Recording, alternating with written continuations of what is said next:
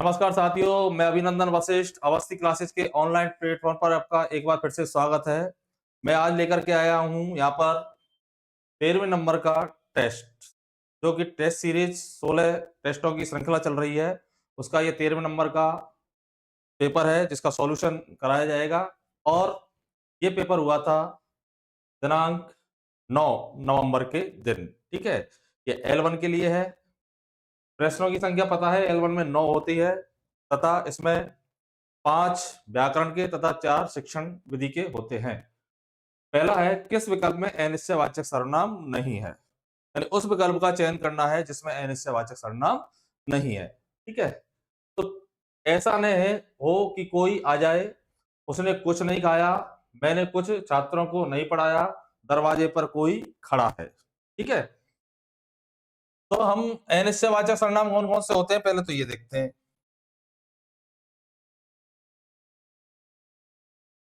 एक तो है कोई, कुछ और किसी। कौन कौन से हैं अनिश्चयवाचक सर्वनाम? कोई, कुछ और किसी। पता कैसे लगाएंगे? इनके स्थान पर हम संज्ञा शब्द रख देंगे, तब तो ये सर्वनाम है। और इनके स्थान पर संज्ञा शब्द नहीं रखा जा सकता है तो फिर ये सार्वनामिक विशेषण की भूमिका में होते हैं, या इनमें से ये वाला सर्वनाम संख्यावाचक विशेषण की भूमिका में होता है। जैसे ऐसा नहीं है कि कोई आ जाए, तो कोई के स्थान पर हम रख सकते हैं अध्यापक आ जाए, कोई छात्र आ जाए। तो ऐसा न हो कि छात्र आ जाए, ऐसा न हो कि अध्यापक आ जाए। यानी यहाँ पर आपको संज्ञा शब्द रखना है। संज्ञा शब्द क्यों रखना है? सर्वनाम की परिभाषा क्या है? संज्ञा के स्थान पर प्रयुक्त होने वाले शब्द,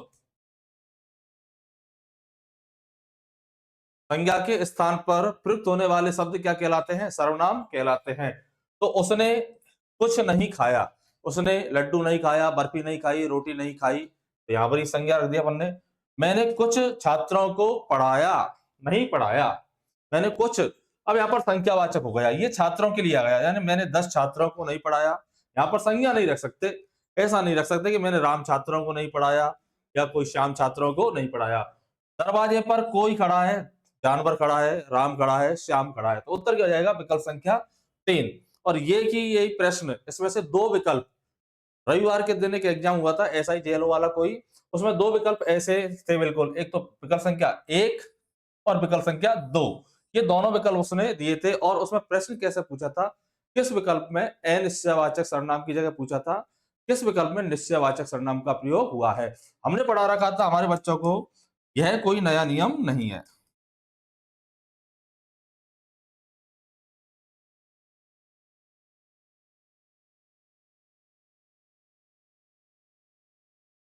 और वहां पूछा था यह कोई नया, यह नया काम नहीं है। तो यह किसके लिए आया है? काम के लिए। और काम के तुरंत बाद क्या है? क्रिया है, नकारात्मकता है। तो नकारात्मकता और सकारात्मकता से कोई फर्क पड़ने वाला नहीं है। तो ये उत्तर था इसका, किस विकल्प में निश्चयवाचक सर्वनाम का प्रयोग हुआ है। तो यहाँ पर उत्तर क्या होगा आपका? 3। इसमें क्या है? संख्यावाचक विशेषण। अगला देखिए, क्रिया विशेषण संबंधी असंगत विकल्प है, उस विकल्प को छाड़ना है जो क्रिया विशेषण है। तो क्रिया विशेषण कितने आपके? अर्थ के आधार पर 4 है। रीति, काल, स्थान और परिमाण।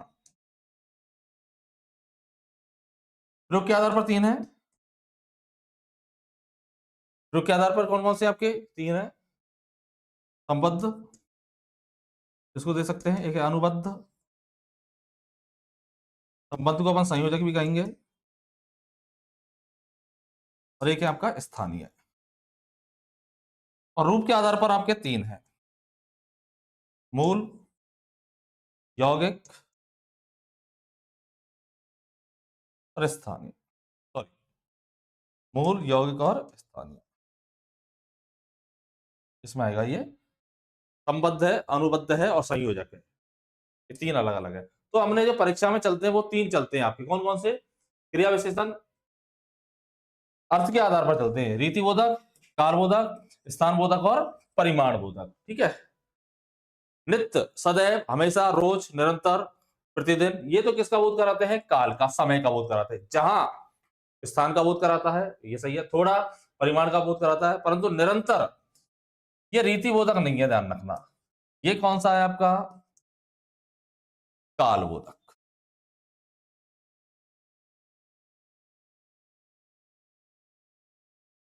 ये कौन सा आपका? काल बोधक है आपका, ठीक है। तो नित्य काल बोधक है, और निरंतर, अब निरंतर, लगातार और तुरंत।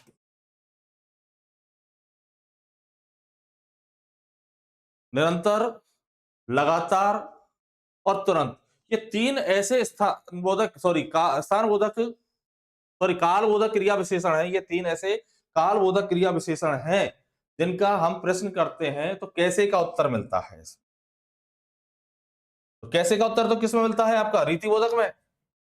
कैसे का उत्तर किसमें मिलता है? आपका रीति बोधक में। जैसे बालक धीरे धीरे चलता है, तो कैसे चलता है? धीरे धीरे। वह तिरछा चलता है, कैसे चलता है? तिरछा। वह सुंदर लिखता है, तो कैसा लिखता है? सुंदर। गाड़ी अचानक रुक गई, तो कैसे रुक गई आपकी? अचानक। अब पर ये तीन है, निरंतर, लगातार और तुरंत। जब इनके साथ हम प्रश्न करते हैं, अर्थात क्रिया के साथ प्रश्न करते हैं, तब ये उत्तर आते हैं तो कैसे से आते हैं। जबकि इनका ध्यान रखना, ये तीनों बहुत इंपॉर्टेंट है, ये रीति बोधक नहीं होते हैं, ध्यान रखना। ये कौन से होते हैं आपके? काल बोधक होते हैं। जैसे निरंतर वृक्ष काटे जा रहे हैं, यानी लगातार, यानी कि दिनों दिन, यानी दिन के बाद दिन, निरंतर, लगातार, दिनों दिन, ये सब किसका बोध कराते हैं? आपके काल का बोध कराते हैं। गाड़ी तुरंत चल दी, यानी बिना किसी देरी किए हुए। तो निरंतर, लगातार और तुरंत, ये तीनों किसका बोध कराएंगे? आपके काल का बोध कराएंगे। ये ध्यान रखना है। रीति, कभी भी उत्तर मत कर देना गलती से, क्योंकि उत्तर आपको कैसे का मिलेगा तो रटना नहीं है। इन चीजों का, इन तीनों का ध्यान रखना है, निरंतर, लगातार और तुरंत। किस विकल्प में सभी शब्द दीर्घ संधि के हैं? उस विकल्प का चयन करना है जिसमें सभी शब्द किसके हैं? दीर्घ संधि के हैं। अब देखिए, सब में आ है, सब में आ है, तो रट्टा प्रवृत्ति होगी तो मामला गड़बड़ हो जाएगा, तो उपरोक्त सभी कर देंगे। तो देखो, छाटना होता है। सदा से, तो देखो सदा, ये स्वर में भी चलता है, और एक चलता है आपका सत, ये व्यंजन में चलता है। जो सदा चलता है उसके साथ में एप चलता है, सदा प्लस एप, ये तो बन गया आपका सदैव, यानी हमेशा। पर सत प्लस आस्य, ये क्या बनेगा आपका? सदास्य। सदा प्लस आस्य नहीं करना है, ध्यान रखना। क्या नहीं करना है आपका? सदा प्लस आस्य नहीं करना है, ठीक है। ये गलत हो जाएगा आपका। दुराचार, ये दुर प्लस आचार, तो ये रह किसका बना है? विसर्ग का, तो दू प्लस आचार। चतुरानंद, चतु प्लस आनंद, ये दोनों गलत। ये बचा आपका महास्य, महा प्लस हास्य, देव प्लस आनंद, और सत्य प्लस आचरण बराबर सत्याचरण। अगला देखिए, किस विकल्प में शुद्ध शब्द नहीं है? अर्थात उस विकल्प का चयन करना है जिसमें शब्द कैसा है? आपका अशुद्ध है। तो प्रमाणिक, तो ये आगा आपका प्रमाण प्लस एक, तो एक प्रत्यय जुड़ गया, तो ए का क्या बन जाएगा? आ, तो ये बनेगा आपका प्रमाण। ये उत्तर हो गया। सर्वाधिक, इसमें है सर्व प्लस अधिक है, ध्यान रखना।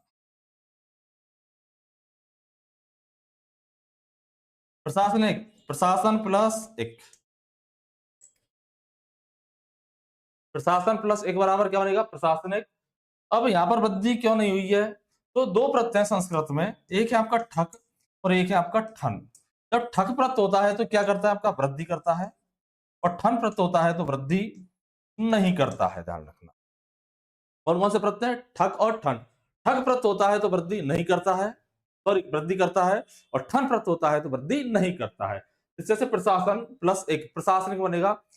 नीति प्लस एक, नैतिक, वृद्धि कर रहा है, तो प्रत्यय का नाम क्या हो जाएगा? आपका ठन। और है जैसे क्रम प्लस एक, क्रमिक, वृद्धि नहीं कर रहा है, प्रत्यय का नाम हो गया ठन। और हिंदी में एक ही शेष है, कर्म प्लस एक, कार्मिक, प्रत्यय का नाम क्या हो गया? आपका ठग। धन प्लस एक, धनिक, खंड प्लस एक, क्षणिक, रस प्लस एक, रसिक, ठीक है, यहां वृद्धि नहीं करेगा। स्वस्ति प्लस कै,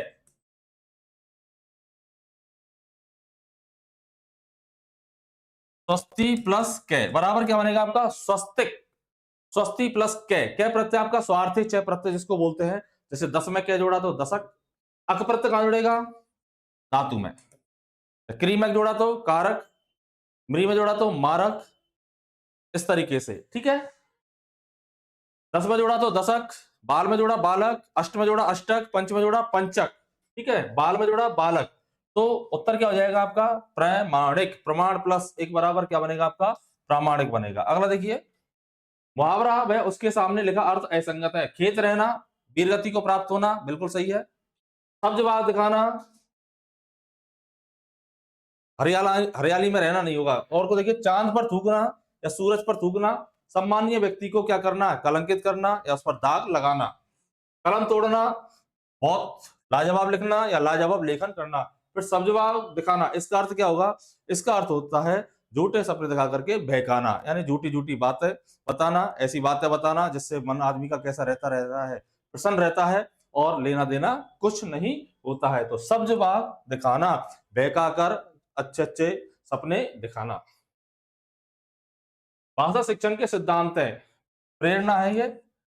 भाषा शिक्षण के सिद्धांत है, प्रेरणा का सिद्धांत बिल्कुल अभिप्रेरणा का है। क्रिया द्वारा सीखने का, बिल्कुल भाषा में क्रिया करके सीखेंगे। जीवन से जुड़ने का, तो उत्तर हो जाएगा आपका उपयुक्त सभी। अगला देखिए, उपलब्धि परीक्षण की विशेषता नहीं है, यानी तीन विशेषता है और एक विशेषता नहीं है। सीखने के उत्पादन का मापन करती है, बिल्कुल सही है। छात्रों के योग्यता अनुसार विभाजन व वर्गीकरण करता है, बिल्कुल करता है। अध्ययन व सीखने के लिए न प्रेरित करना, न प्रेरित करना, अध्ययन व सीखने के लिए प्रेरित करना, ये ध्यान रखना है। विकल्पों में भी थोड़ा सा ध्यान रखना है, प्रश्न में तो ध्यान रखना ही है नहीं, और विकल्पों में भी थोड़ा सा ऐसा देखने को मिलता है। मानसिक स्तर की जांच करना, बिल्कुल है। तो उत्तर क्या हो जाएगा? अध्ययन व सीखने के लिए प्रेरित करना।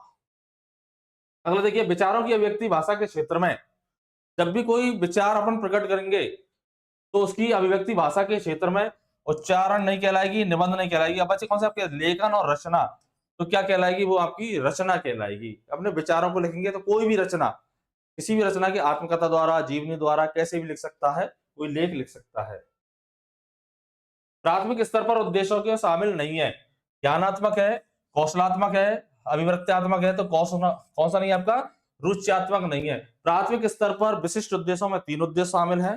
भाषाई तत्वों की जानकारी ज्ञानात्मक पक्ष में दी जाती है, कौशलात्मक पक्ष में LSRW को बताया जाता है, अभिवृत्त्यात्मक पक्ष में अभिवृत्ति संबंधी चीजें होती है, रुच्यात्मक में संग्रह करना, किसी चीज को एकत्र करना, किसी चीज के बारे में कहानी सुनना वगैरह, ये किसमें आएंगे? आपके रुच्यात्मक में। एक होता है आपका सृजनात्मक। सर्जनात्मक है और रुच्यात्मक है, ठीक है। ये और तीन ये मिला करके उच्च स्तर पर आ जाते हैं। उच्च स्तर का मतलब माध्यमिक स्तर या प्राथमिक स्तर के बाद में आ जाते हैं। ये हो गए आपके प्रश्न 9, ठीक है। इसके बाद होगा आपका टेस्ट संख्या अगले रविवार, यानी कि 16 को, उस 14वें नंबर की टेस्ट सीरीज का 14वां टेस्ट होगा। तब तक के लिए धन्यवाद, नमस्कार, जय हिंद, जय भारत।